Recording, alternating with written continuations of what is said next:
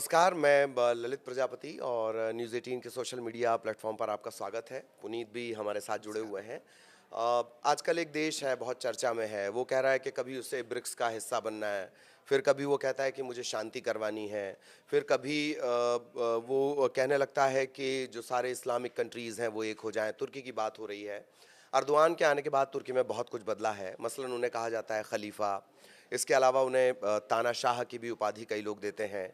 इन सब के बीच आज तुर्की से चर्चा को शुरू करेंगे और जो स्वघोषित चौधरी बनते हैं अमेरिका, वहाँ तक भी इस चर्चा को लेकर जाएंगे। लेकिन सबसे पहले पुनीत, तुर्की से शुरुआत करते हैं। जी।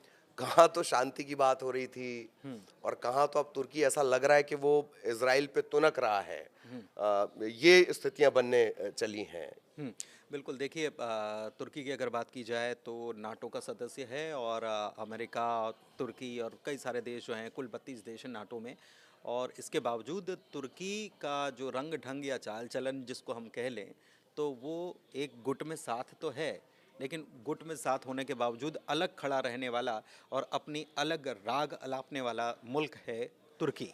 और बार-बार तुर्की अपने बयानों से अपने जो जिस तरीके के उनकी कूटनीतिक बातचीत है और वो सारी चीज़ें उनके ये कह लें कि उनके स्टांस जो होते हैं तुर्की के, वो बाकी देशों को चिंता में भी डाल देते हैं क्योंकि तुर्की रशिया जो कि नाटो के खिलाफ लड़ रहा है उसके साथ भी खड़ा हुआ है। लेकिन तुर्की तुनक क्यों रहा है? यहाँ अब शुरुआत कर लेते हैं इसी से। तुर्की तुनक इसलिए रहा है क्योंकि इज़राइल के ऊपर वो कह रहा है कि बर्बर इज़राइल ने कार्रवाई की है और इसी से तुर्की नाराज़ है। क्यों कार्रवाई की है इज़राइल ने बर्बर? क्यों इसके पीछे कारण क्या है? दरअसल अभी हाल ही में वेस्ट बैंक में जो इज़राइल की तरफ से लगातार हमले किए गए हैं, इसमें एक घटना घटी और इसमें घटना जो घटी वहाँ पर आईडीएफ यानी कि इज़राइल डिफेंस फोर्स जो है उसकी तरफ से वहाँ पर सैन्य कार्रवाई की गई, एक ऑपरेशन छेड़ा गया। यहाँ पर इस वेस्ट बैंक के इलाके में दरअसल एक कैंप स्थापित या एक बस्ती स्थापित करने की कोशिश की जा रही थी, यहूदी बस्ती। इसको लेकर यहाँ के लोग विरोध कर रहे थे और विरोध कर रहे थे और वो हिंसक हो गया, ये इज़राइल का कहना है कि वो हिंसक हो गया और इसके बाद आईडीएफ ने सैन्य कार्रवाई की। आईडीएफ ने सैन्य कार्रवाई की और कुछ लोगों को गोली मारी गई। इसमें सबसे बड़ी बात एक है कि इसमें आइसेनोर एक्जी ईगी, ये एक महिला का नाम है जो कि तुर्की और अमेरिकी मूल की ये महिला है, दो देशों की उसके पास नागरिकता है। उसकी मौत हो गई और उसको गोली मारी गई सर में और इसी को लेकर तुर्की नाराज़ हो गया है और तुर्की अब ये कह रहा है कि गंभीर परिणाम इजराइल को इसके भुगतने पड़ेंगे। उन्होंने सोशल मीडिया पर, तुर्की के राष्ट्रपति एर्दोआन जो हैं, सोशल मीडिया पर उन्होंने लिखा है कि ये कार्रवाई इजराइल की तरफ से जो की गई है ये बर्बर कार्रवाई है और अब वो कह रहे हैं मुस्लिम देशों को भी साथ आने को। बिल्कुल, और जैसे आपने ज़िक्र किया, एक मौके की तरह अर्दोआन इसे ले रहे हैं। अर्दोआन को आप एर्दोगन भी नाम आपने सुना होगा, एर्दोगन भी उनका नाम सुना होगा। और हमने जैसा कहा कि तुर्की बहुत सारे मोर्चों पर, जैसा पुनीत अभी डिकोड कर रहे हैं, कि तुर्की के जो जो तरीका है, वो अभी हाल-फिलहाल के दिनों में बहुत बदला है। एक और ख़ास बात ये है कि तुर्की हमेशा पाकिस्तान के पक्ष में खड़ा रहा है कश्मीर के पॉइंट ऑफ व्यू को लेकर।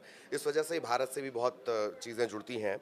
अब क्या वाक़ई पुनीत युद्ध जैसी स्थिति बन गई है? और अगर युद्ध जैसी स्थिति बन गई है, तब क्या होने वाला है? देखिए युद्ध जैसी स्थिति तो बन रही है क्योंकि तुर्की, आप जान ही रहे हैं, तुर्की के बारे में आप मुझसे बेहतर समझ रहे हैं। आपने बताया भी कि तुर्की के जो स्टांस हैं या तुर्की के उसका चाल चलन या उसका जो रवैया है, वो ऐसा लगता है कि वो साथ में तो खड़ा है लेकिन फिर भी बाहर अपने आप को अलग दिखाने की कोशिश करता है। सबसे बड़ी बात ये कि तुर्की जो है वो मुस्लिम ब्रदरहुड को अब बढ़ावा दे रहा है और ये इज़राइल की तरफ से आरोप भी लगाया जाता है कि ईरान हो या तुर्की हो, एक दूसरे को सपोर्ट कर रहे हैं। तो इज़राइल भी ये मान रहा है और तुर्की की तरफ से अगर ये कह दिया गया है कि जो हमला आपने किया ये बर्बर था और आपको गंभीर परिणाम भुगतने होंगे, तो उसका मतलब हम समझ सकते हैं कि एक बड़ा युद्ध छिड़ सकता है और तुर्की और इज़राइल आमने-सामने हो सकते हैं। हालाँकि दोनों देशों की दूरी बड़ी ज़्यादा है और करीब 1200 किलोमीटर की दूरी दोनों देशों के बीच में है। अगर मैप पे देखेंगे तो उसमें साफ हो ही जाएगा।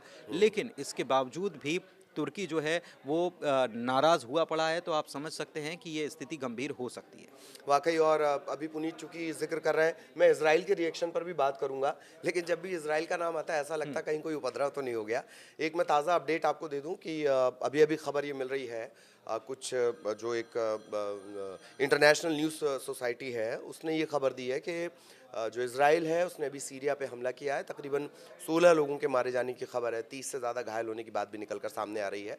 इस पर आगे हम चर्चा करेंगे, लेकिन आज हमारा जो पॉइंट है वो इसराइल, तुर्की, अमेरिका इन सब को लेकर है। तो अगला सवाल मेरा यही है कि इसराइल का किस तरह का रिएक्शन आया। वो बहुत क्विक रिएक्टिव है नेतन्याहू इन सब मामलों में, अगर उन पर कुछ किसी भी तरह देखिए, का। एक्चुअल में इज़राइल का क्या है कि इज़राइल जैसे आपने बताया कि सीरिया पर उसने हमला कर दिया। इज़राइल लेबनान पर भी हमला कर देता है। इज़राइल हिजबुल्लाह पे भी हमले करता है। इज़राइल हमास पर भी हमले करता है, और हमले जब करता है या वेस्ट बैंक में उसकी सैन्य कार्रवाई होती है तो उसके पास कोई ना कोई एक तर्क होता है कि हमने ये क्यों किया है। सीरिया पर भी हमला कर दिया, तो लेबनान से सटा हुआ है सीरिया देखिए, और वहाँ पर सैन्य ठिकानों पर हमला किया है। तो कुछ न कुछ इज़राइल ये बता देता है कि साहब वहाँ हमारे खिलाफ जो है वो साजिशें बुनी जा रही थी। और अभी हाल ही में जो वेस्ट बैंक की बात हम कर रहे हैं, वेस्ट बैंक में जो हमले हुए, इज़राइल की तरफ से ये कहा जा रहा है, उसकी तरफ से प्रतिक्रिया जो आई है वो ये कहा जा रहा है कि जिस तरीके से गाज़ा से हमास की तरफ से हमले हुए थे बीते साल 7 अक्टूबर को जो हमला शुरू हुआ था, वैसा ही कुछ तैयारी जो है वेस्ट बैंक में की जा रही थी। और जो लड़ाके हैं, हमास के लड़ाके वहाँ पर पूरी तैयारी कर रहे थे, और इसीलिए ये सैन्य कार्रवाई यहाँ पर ज़रूरी हो जाती है, इसलिए हमने यहाँ पर ये एक्शन लिया है। बावजूद इसके कि इंटरनेशनल दबाव बना हुआ है इजराइल के ऊपर कि ऐसा नहीं किया जाना चाहिए, क्योंकि बीते दिनों हमको याद है कि 6 इजरायली नागरिक जो इनको बंधक बनाया गया था उनकी मौत हो गई थी, और इसी को लेकर बेंजामिन नेतन्याहू अपने ही घर में घिरे हुए हैं। उनके खिलाफ खूब प्रदर्शन भी चल रहा है। अमेरिका भी इससे नाराज था। दूसरी तरफ जो मध्यस्थता वेस्ट करने बैंक के की लिए, घटना को लेकर भी इसराइल की अंदर ही अंदर बहुत आलोचना यस, हुई मैं है, वही कह इसराइल रहा के हूँ, अंदर। हाँ। इसराइल के अंदर क्यों? क्योंकि लाखों लोग सड़क पर उतर आए और ये कह रहे हैं कि बेंजामिन नेतन्याहू जानबूझ करके युद्ध को छेड़े हुए हैं, उसको लंबा खींचने की कोशिश कर रहे हैं, अपनी सत्ता में बने रहने की कोशिश कर रहे हैं, क्योंकि बेंजामिन नेतन्याहू सबसे लंबे समय तक पद पर रहने वाले वहाँ के प्रधानमंत्री हैं। तो एक सत्ता की हनक भी आ जाती है, और यही आरोप उन पर लग रहा है। अमेरिका की तरफ से भी ये कहा गया कि इसकी ज़रूरत नहीं थी, क्योंकि शांति की बात एक तरफ आप करते हो और दूसरी तरफ आप ये कहते हो कि दूसरी तरफ आप वेस्ट बैंक में सबसे बड़ा जो है वो हमला लगातार बनाए हुए, तो ये आप कैसे कर रहे हैं? दोनों तरफ कैसे चल सकते हो? शांति की बात करते हो और फिर युद्ध भी छेड़े रखते हो, तो ये कैसे होगा? इसी तो को क्या लेकर विरोध है। क्या इसराइल ने इस बात को लेकर, जो तुर्की बोल रहा है, बेरहम बता रहा है और कंट्रीज को एकजुट होने की बात कर रहा है, खास तौर पे इस्लामिक कंट्रीज जिनसे लगभग लगभग पूरा इसराइल घिरा हुआ है, तो इसे लेकर इसराइल का क्या कोई रिएक्शन आया है अभी आपकी नज़र में आया कि क्या कह रहा देखिए, है इसराइल? इज़राइल की तरफ से कोई रिएक्शन तो नहीं आया, लेकिन इज़राइल की तरफ से ये ज़रूर बार-बार ये कहा जा रहा है, क्योंकि देखिए, अभी हाल ही में जो जिस तरीके से लगातार घटनाएँ हुई हैं, उसके बाद इज़राइल की तरफ से ये कहा जा रहा है कि इसके पीछे ईरान का हाथ है। और मसलन आज ही हमने एक खबर बताई और उसमें बताया कि 3 इज़राइली नागरिकों की हत्या कर दी गई। जॉर्डन से ये मामला सामने आया। जॉर्डन की सीमा भी बिल्कुल सटी हुई है, और वहाँ जो हुई, तो जॉर्डन से इज़राइल के रिश्ते बहुत अच्छे हैं, लेकिन इज़राइली प्रधानमंत्री बेंजामिन नेतन्याहू जो हैं वो ये कह रहे हैं कि इसके पीछे कहीं ना कहीं ईरान का हाथ है, क्योंकि ईरान इस तरीके से प्रॉक्सी वॉर लड़ता रहता है, चाहे फिर वो गाज़ा पट्टी से हमास की बात हो या फिर लेबनान से हिजबुल्लाह की बात हो, वो इसी तरीके से वॉर लड़ता है। और इसीलिए ये जो मैंने आपको बताया कि 3 इज़राइली नागरिकों की जो मौत हुई है, इस मामले में भी उंगली या शक की सुई जो है वो ईरान पर ही घुमा रहे हैं। और अभी भी अगर ये जो सब कुछ चल रहा है, इस मामले में भी घूम फिर कर बात जो है वो बेंजामिन नेतन्याहू की तरफ से ईरान पर ही जाएगी। बिल्कुल। एक एक जो जहाँ से दरअसल इस चर्चा का जो मूल बिंदु है वो ये है कि तुर्की ये चाहता है कि जो मुस्लिम कंट्रीज़ हैं वो एक हो जाएं। इस तरह की बातें तुर्की कर रहा है। इससे लेकर मैं आपसे विस्तार से पूछूंगा, लेकिन बात ये आ रही है कि तुर्की इस तरह की बातें कर रहा है, मुस्लिम कंट्रीज़ एक हो जाएं। ये और बात है कि जो टॉप 10 कंट्रीज़ हैं जहाँ मुस्लिमों की आबादी, मसलन भारत तीसरे नंबर पर है, दूसरे पर पाकिस्तान है, इससे पहले इंडोनेशिया है। भारत के बारे में कहा जाता है 2050-60 तक सबसे ज़्यादा जो मुस्लिम आबादी वाला दुनिया में देश होगा वो भारत होगा। तकरीबन 200 करोड़ के आसपास मुस्लिम पूरी दुनिया में हैं। तो तुर्की क्या इन सबको एकजुट करना चाहता है, अपना दबदबा बताना चाहता है? 2020 के आसपास, अगर मैं गलत नहीं हूँ, तो उसका सऊदी अरब से इस बात को लेकर विवाद भी हुआ था। अच्छा, सऊदी अरब के दबदबे की एक वजह है, मुसलमानों की जो सबसे पवित्र जगह है मक्का मदीना, वो दोनों सऊदी के पास हैं, और सऊदी काफ़ी हद तक एक खुले हुए मुल्क की तरह उसका व्यवहार रहा है। अब मैं वापस इसी पॉइंट पे आ रहा हूँ कि तुर्की ये सब कर क्यों रहा है? देखिए, तुर्की जो है, अब अभी अगर बात कर ली जाए तो अर्दोआन जो हैं वो ये कह रहे हैं कि इज़राइल का बढ़ता प्रभुत्व और जो इज़राइल अपनी पावर को बढ़ा रहा है उसको रोकने के लिए सारे मुस्लिम कंट्रीज़ को एक होना होगा। और ये वही बात है जो ईरान की तरफ से इसके पहले वक्त में कही जाती रही है। और जो आप सऊदी अरब की जो बात बता रहे हैं, तो देखिए, सऊदी अरब का सीधा हिसाब है बिज़नेस। बिजनेस से दुनिया चलती है, पैसा आता है, पर्यटन को बढ़ावा मिलता है, सारी चीज़ें हैं, तो वो उसके ऊपर फोकस किए नहीं, हुए हैं। लेकिन और वो अर्दोआन इस मुस्लिमों के नाम पे अर्दोआन भी तो करना वही चाहते हैं, उसी बिजनेस की बात है। वो कह रहे हैं हमको ब्रिक्स में ले लो एक तरफ, अर्दोआन कह रहे हैं कि हमको ब्रिक्स में ले लो, वो नाटो में भी हैं। वो नाटो में भी हैं। हाँ। अब वो कह रहे हैं कि सारे मुस्लिम कंट्री एक हो जाए। अब जब ये बात आएगी तो ओआईसी भी इसमें आ जाएगा, और ओआईसी में दखल ज़्यादा सऊदी अरब का है। वो एक्चुअल में क्या है कि वो तुर्की जो है अब नया तुर्क बनने की कोशिश में लगा हुआ है कि हम इस तरफ भी रहेंगे, हम उस तरफ भी रहेंगे, हम इनके साथ भी रहेंगे, हम उनके साथ भी रहेंगे। क्योंकि बीते अगर कुछ वक्त की बात कर ली जाए तो तुर्की ने अपने आप को डेवलप किया, ख़ास तौर पर अगर सैन्य उपकरणों की बात कर ली जाए या फाइटर जेट्स को बनाने की बात की जाए, तो वो अमेरिका को कहीं ना कहीं टक्कर दे रहा है। और अगर सैन्य ताकत की भी बात कर ली जाए तो सैन्य ताकत में पूरी दुनिया में 11वें नंबर पर है तुर्की। तो आप ये समझिए कि तुर्की अब अपने आप को वो चाहता है कि एक नया बॉस अब जो वैश्विक है प्रभुत्व। वैश्विक प्रभुत्व अपनी दिखाने की कोशिश कर रहा है वो। अच्छा, एक तरफ ये नेटो में है, वो ठीक है कि अमेरिका डांटता रहता है इसराइल को कभी कभार, पर अंदर खाने तो बड़ी गहरी दोस्ती है अमेरिका और इसराइल की। नहीं, लेकिन देखिए, वो अभी हाँ, अभी अंदर खाने दोस्ती है, लेकिन अभी जो 6 इजरायली मारे गए उसके बाद, और ये जो वाक़या हुआ वेस्ट बैंक वाला, जो जिसके बारे में हम जिक्र कर रहे थे, जिसमें तुर्की अमेरिकी नागरिकता, दोहरी नागरिकता वाली महिला जिनका नाम है आइसेनूर एक्जी इगी, इनकी जो हत्या हुई है, इनको जो मार डाला गया, इसमें चूंकि ये अमेरिका मूल की भी थी, तो दो मुल्क ऐसे हैं अभी तक हमको जो अगर वहाँ के नागरिक को कुछ हो जाता तो सबसे ज़्यादा टेंशन में आ जाते हैं। जैसे इजराइल पहला तो है और अमेरिका उसके पहले है ही। अमेरिका फर्स्ट उसकी हाँ, पॉलिसी अमेरिका है। फर्स्ट उसकी पॉलिसी भी रही है। तो एक तो ये नाराज़गी, दूसरी बात कि अब वैश्विक दबाव इजराइल पर बढ़ता जा रहा है। बीते कुछ दिनों में देखा जाए तो वैश्विक दबाव इस लिहाज से बढ़ रहा है कि लगातार अमेरिका भी ये कह रहा है कि शांति स्थापित हो जाए, हमास से जो है युद्ध खत्म हो जाए।